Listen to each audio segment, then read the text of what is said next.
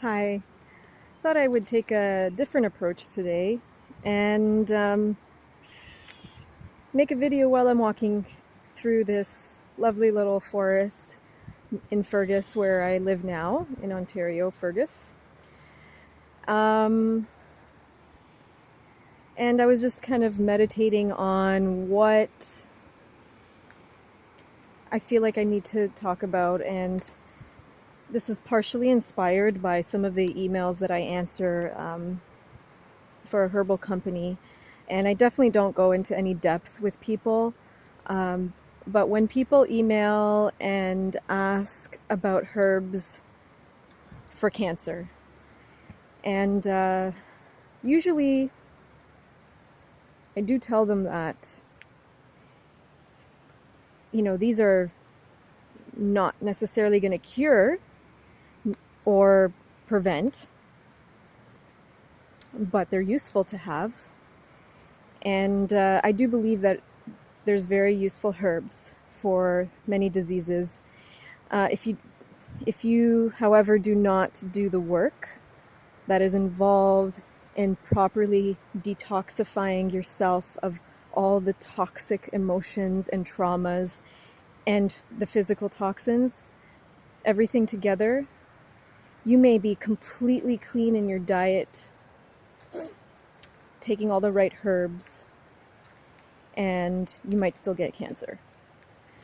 And the reason cancer is such a common disease these days is basically because there's a lot more stress and environmental pollution. Something fell on me. And it's a combination of everything.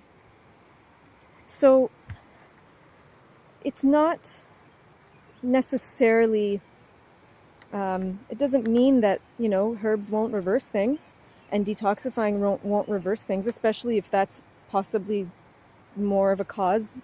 But for many people, it's such a deep rooted issue.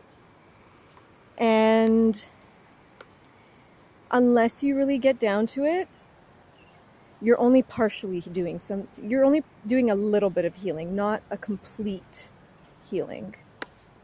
So breast cancer is very, very common these days. And just as a general idea, a lot of women who get breast cancer have a certain character to them. And their character is that they overgive. They give too much. And if you think about the breasts and their purpose, it's to feed a baby and to give. For whoever has never heard this concept before, it is a common trend. Just like someone who has a thyroid issue or even to the point of cancer, usually they present in a way that they have held back their truth for many years. They're afraid of judgment, they're afraid of speaking up, and it usually stems down to a trauma. And for breast cancer, this is just an example, and it might not be for everyone, but someone who overgives, there's usually some reason they're compensating for something. It might be a trauma from childhood.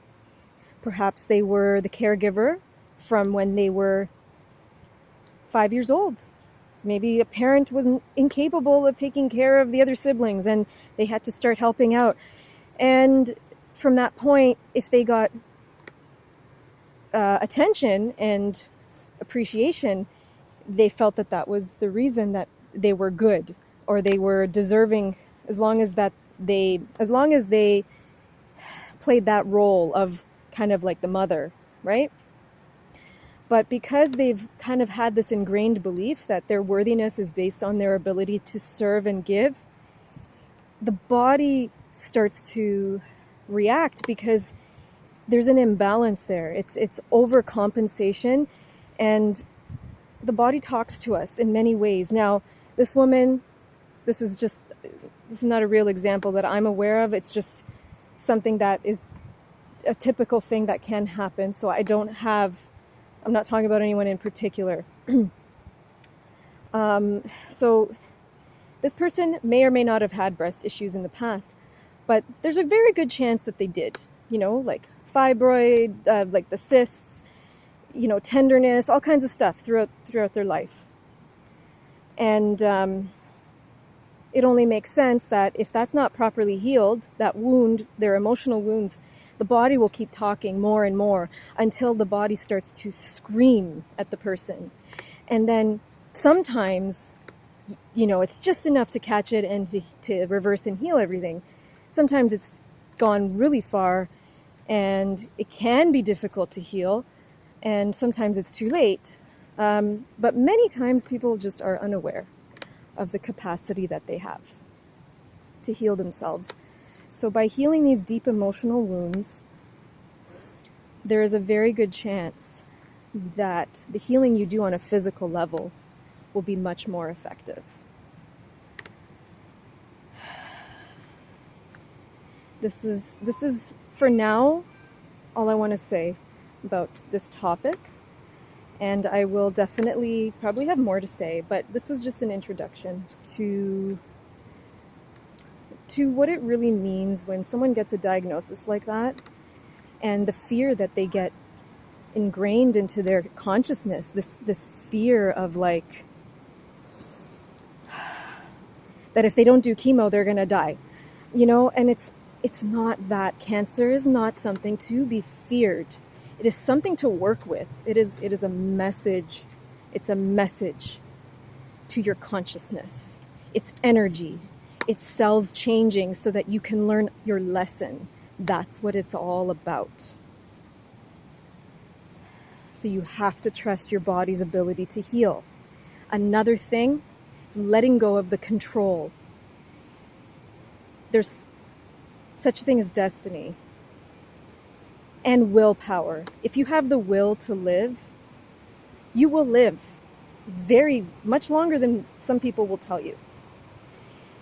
And there's also, what's meant to be is meant to be. This is a bit philosophical, but really, if I got diagnosed, I would do everything possible to heal the deepest wounds I have and probably juice fast for a long time.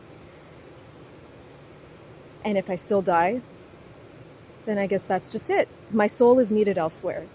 So the controlling aspect of needing to get rid and kill this cancer, it's not real. It's just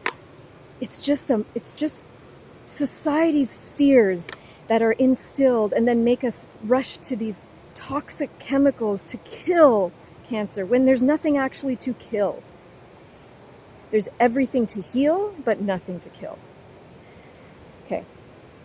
Thank you again. My dog's pulling me down to the river, and I'm trying to step down. And there she is. She loves it down here. Okay.